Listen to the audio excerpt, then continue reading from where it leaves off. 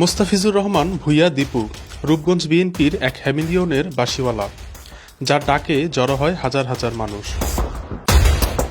মহান বিজয় দিবসকে কেন্দ্র করে নারায়ণগঞ্জ জেলা বিএনপির আয়োজনে বিশাল র্যালির মধ্য দিয়ে চমক দেখিয়েছেন বিএনপির কেন্দ্রীয় নির্বাহী কমিটির এই সদস্য।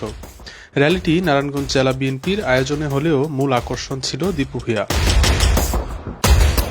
প্রতিবছর নারায়ণগঞ্জ জেলা বিএনপির সকল কর্মসূচি মূল শহর কেন্দ্রিক হয়, কিন্তু এবারের কর্মসূচির আয়োজন করা হয় মূল শহর থেকে দূরে।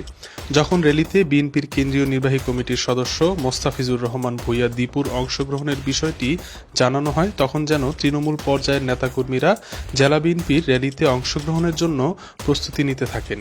সেই সাথে র্যালিতেও নেতাকর্মীদের ব্যাপক উপস্থিতি ঘটে। আর এই নেতাকর্মীদের উপস্থিতির মধ্য দিয়ে একাই চমক দেখিয়ে দিয়েছেন মোস্তাফিজুর রহমান ভূঁইয়া দীপু। তার কর্মীদের এমন উপস্থিতি প্রমাণ করেছে তিনি রূপগঞ্জ বিএনপির হ্যামিলিয়নের বাঁশিওয়ালা।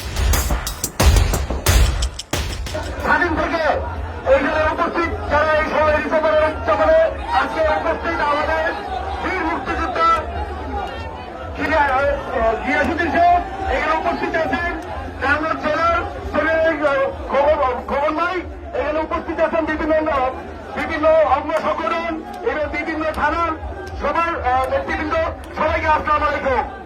আসলে আজকে বেশি কথা আমি বলবো না, কারণ আজকে আমরা কথা বলবো কথা শুনতে আসছি গিয়াসউদ্দিন সাহেবের, কারণ উনি মুক্তিযুদ্ধে ডাইরেক্টলি অংশগ্রহণ করেছিল।